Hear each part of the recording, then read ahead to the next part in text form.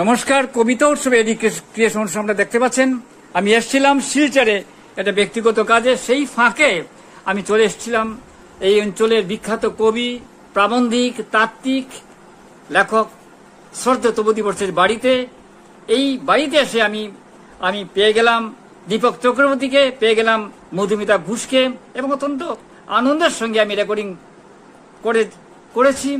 এবং এখন আমি আমার শ্রদ্ধেয় এই অঞ্চলের যিনি পথিকৃৎ, এই অঞ্চলের সাহিত্য চর্চাকে বৃহৎ ক্ষেত্রে তুলে ধরেছেন, সেই সম্মানীয় তপতী ভট্টাচার্যের কাছে কিছু কথা শুনতে চাই, কবিতা শুনতে চাই, এবং তার যেমন খুশি কথা শুনতে চাই। আপনি বলুন, আমরা আপনার কথা শুনে আমরা ঋদ্ধ হই। কিছুদিন আগে আমার একটি কবিতার সংকলন প্রকাশিত হয়েছে শিলচরের নতুন দিগন্ত প্রকাশনী থেকে, রক্ত ঝরছে দস্তাবেজ থেকে। যেহেতু এটাই শেষতম কাব্যগ্রন্থ আমার, কয়েকটি কবিতা আমি একটু পড়ছি। আমার কবিতায় কোনো নাম থাকে না, তাই আমি পরপর 4টি আমার ছোট ছোট কবিতা বা 5টি কবিতা আমি পড়ব। লেলিহ আগুনে ঝলসে গেছে জমিও আকাশ, তবু তুমি বীজ বুনতে চাও। চারপাশে ধুলো, বালিয়াড়ি আর দীর্ঘ নীরবতা। অশ্রু ভেজা শূন্যতাকে খোঁজো। আজ, কাল এবং আসন্ন সব দিনে ও নিঃস্বর রাতে স্বপ্নে দেখো বীজের অঙ্কুর। জেগে উঠছে দহনের পট কথা আর খেদ ঢেকে দিয়ে, কখনো স্তব্ধতায়, কখনো শিহরণে। থেকে উড়ে আসছে শুকনো পাতা, ধুলোর রিক্ততা শুষে নিচ্ছে ছন্ন ছড়া ভাষা থেকে অন্তিম সংকেত। হয়ে চলেছে যা কখনো হওয়ার নয়। ব্যাকরণে এরকম নেই। কালো বেড়াল পথ কেটেছে, হুড়মুড় করে ভেঙে পড়ছে বারান্দার টব, বনসাই, বট আর পিপাসা সমেত জমাট বিরহ। এত দিনকার কেন এত রূঢ় ধুলো রাশি, ঝরা পাতা? এতে বুঝি ছাই মিশেছিল দগ্ধাবশেষের? পরের কবিতা। পাথুরে মাটিতে যতই ছড়িয়ে দিই স্মৃতি বীজগুলি, অঙ্কুর হওয়ার আগে ধুলোতেই মিশে যায় সব। এই যে লিখেছি, তা কি ভ্রম? প্রচ্ছন্নের বার্তা কোথাও ছিল না কোনোদিন। স্মৃতি শুধু আত্মপীড়া। সামাজিক স্বর নিঃশেষে শুষেছে দীর্ঘ খরা, তিক্ত তাপ, নরকের দাহ। পুড়ে গেছে সত্য মিথ্যা, চক্ষু লজ্জা, বিকট ঘৃণার আস্ফালনে। শ্যাওলায় ঢেকেছে যত চিহ্ন পাথরে খোদাই করেছিলে।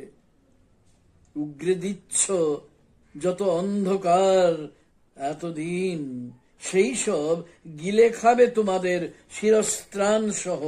ধুলোতেই শেষ সজ্জা তৈরি হবে পিশাচ প্রভুর। পরের কবিতা। দাস বিষের পাত্র তুলে নিলেন ঠোঁটে, তাই দেখে মস্করা করে ওই স্বয়ং সেবকেরা।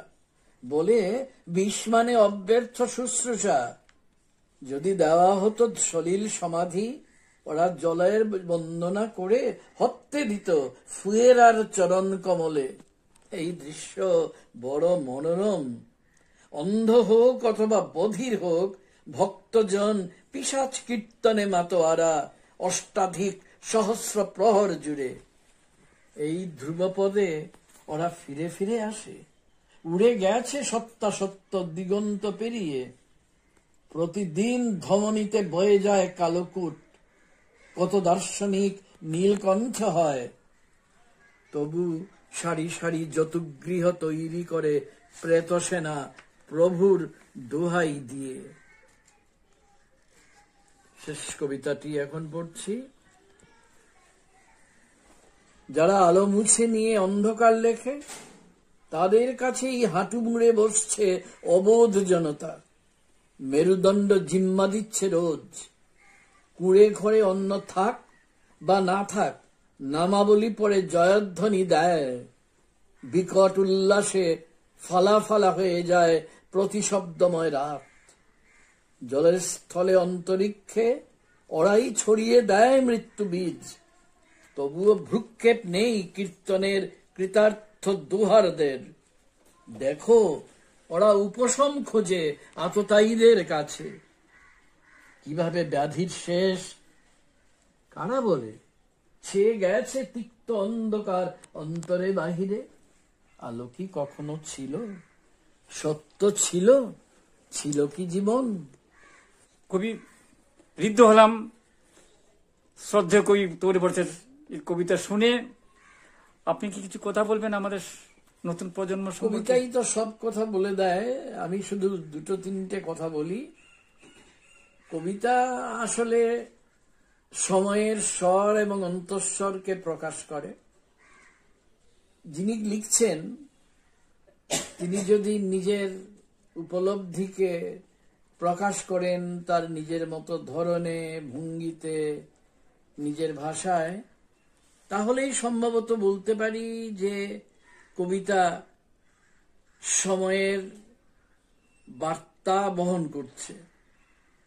সময়ের বার্তা যদি বহন না করে কবিতা কিংবা অন্য কোনো শিল্প মাধ্যম, তাহলে বলতে হয় যে নিঃসময়ের একটা যবনিকা দিয়ে ঢেকে দিচ্ছে সমস্ত সত্য, আড়াল হয়ে যাচ্ছে সেই সব কথা যা আমাদের বলা দরকার প্রথমত নিজেকে, এবং তারপর চারপাশে যারা আছেন, যারা পড়ুয়া, যারা এই জীবনে, এই সমাজে, এই সময়ে আমার শরীর, তাদের কাছেই পৌঁছাতে চাই। এই জন্যই কবিতা লিখি। খুবই আমরা সমৃদ্ধ হলাম। কবিতা উৎসব এডুকেশন অনুষ্ঠান শুনুন, দেখুন, আমাদের পাশে থাকুন। প্রকৃতিগত অনেক ত্রুটি থাকা সত্ত্বেও আমরা উপস্থান করে যাচ্ছি। কবিতা হলো সুস্থ বেঁচে থাকার অক্সিজেন। দেখতে থাকুন, ভালো লাগবেই।